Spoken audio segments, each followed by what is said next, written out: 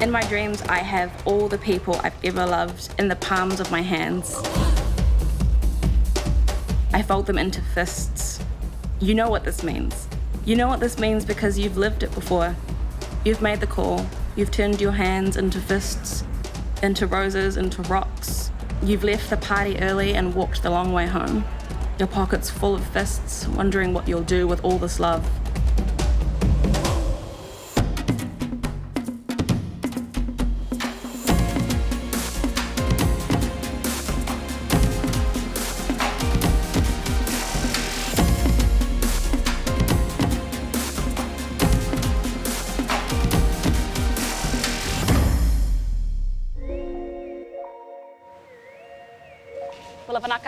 My name is Kiti Taloi Wasasala. The pronouns are she, her, and they, them. I am also known as Kalisha, also known as Kay, also known as an angel, also known as bartender, activist, artist, florist, plant-based, crybaby, tangi weto, tangata moana, and many more.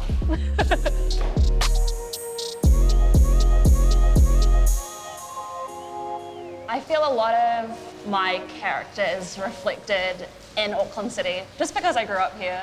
Like, I feel like a lot of my grittiness comes from Queen Street. I feel it a lot in Karangahape. I feel like a lot of my weird, non-sensible fashion sense comes from Karangahape. I never like being defined or labelled or anything. I've always had a hard time with other people labelling me, but I do feel like it's a point of pride because I've really come back around to loving it after I pretended not to love it for a really long time.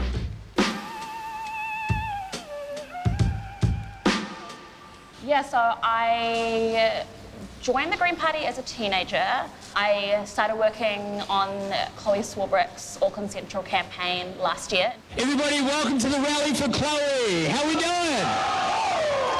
But then the more that I started becoming an organiser for events and rallies, the more I realised how much that space needed to be disrupted.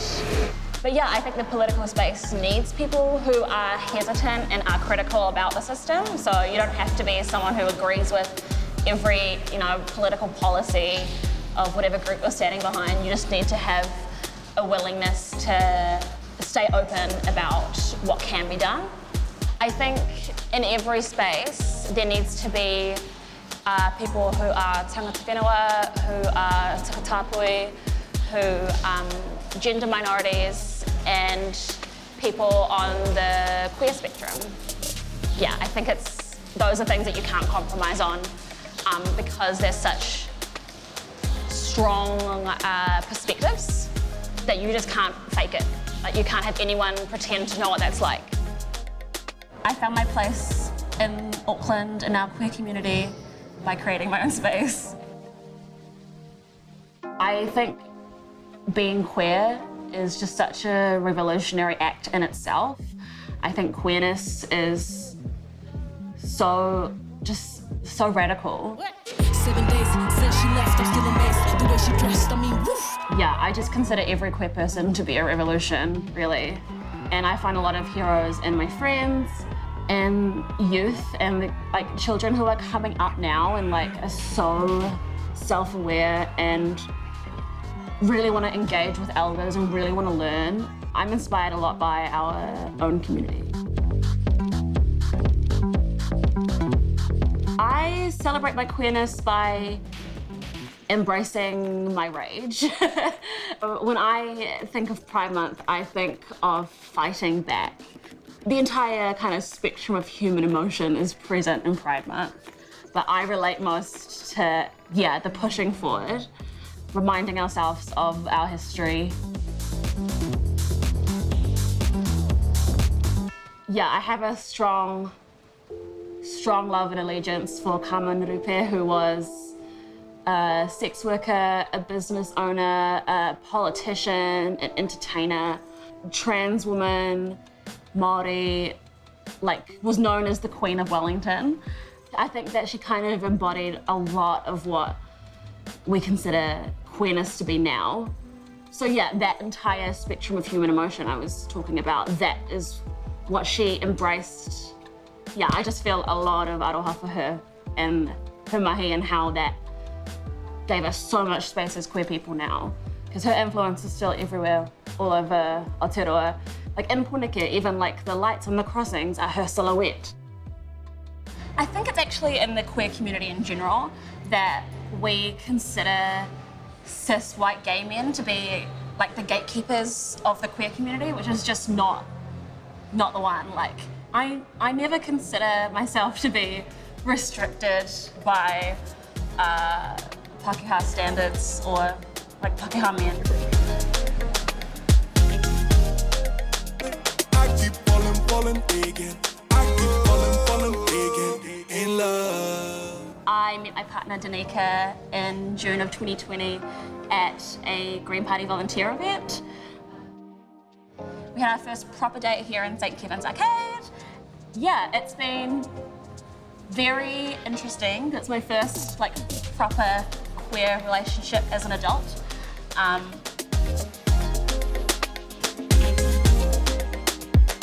think one of the most important parts of a relationship for me is like cooking together, eating together, catching up.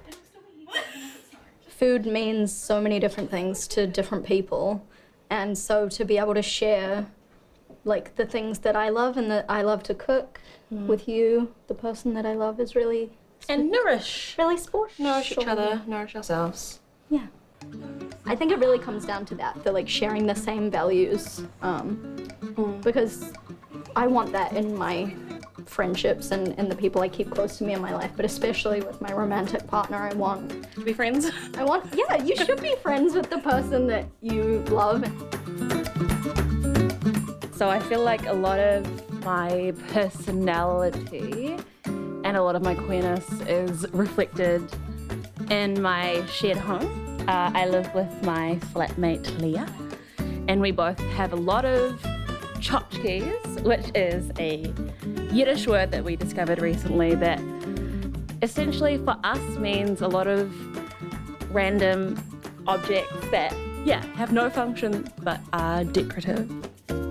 We have the Halloween decorations and the Christmas decorations, a lot of random cutouts from magazines, a lot of gay stuff.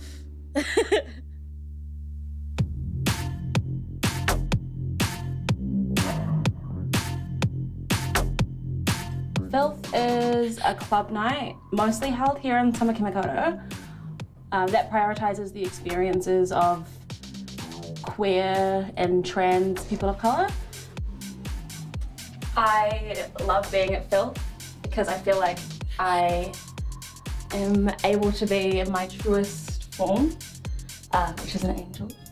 It's about looking out for other people and like being a caregiver and a guardian of sorts, which I love to do.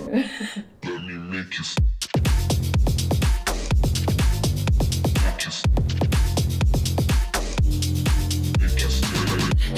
So originally I came on as just like a door person, so like checking tickets and blah, blah, blah. So that evolved into becoming a FILTH angel, which is someone who helps to curate the atmosphere. In particular, I think about trans people who come to the door and have their ID that doesn't reflect how they identify now. Having people be like, that's not you, you don't look like that, your name is this, is so horrible, obviously, and confrontational. Being a FILTH door angel in particular is a really nice middle ground to make people feel welcome and to embrace them in whatever form they are and how they choose to express themselves.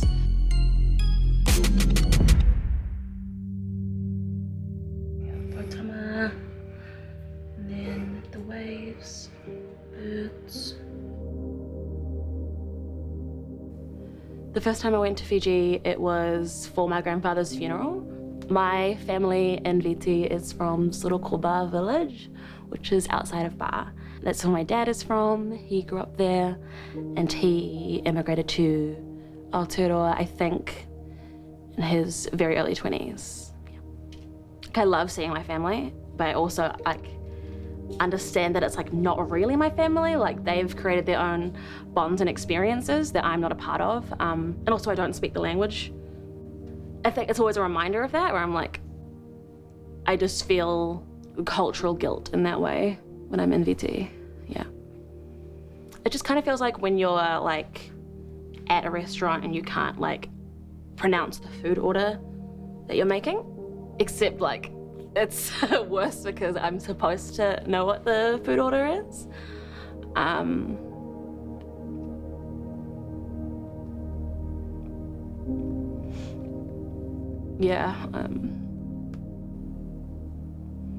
My grandmother doesn't speak English, and so I feel like I'm always just trying to get close to them.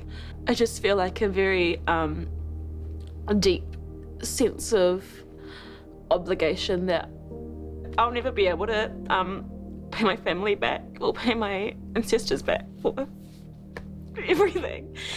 I always wonder if my ancestors are proud of me. Sometimes I feel like they would be, and sometimes I think like there's no way. And so like in that way I try to find my own connection to being Fijian. And I mostly find that through like connecting to nature and the natural environment, which really helps with all the work I do about environmental activism. I feel like I know my role there. Yeah.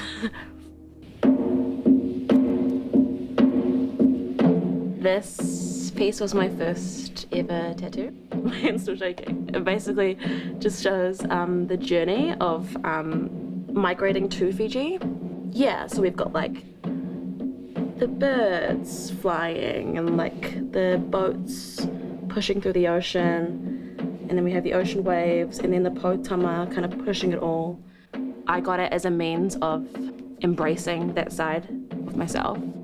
I can't ignore that side of myself, and I spent so long doing that, and so this was my way of kind of literally writing it on my skin and saying like, this is a part of who I am.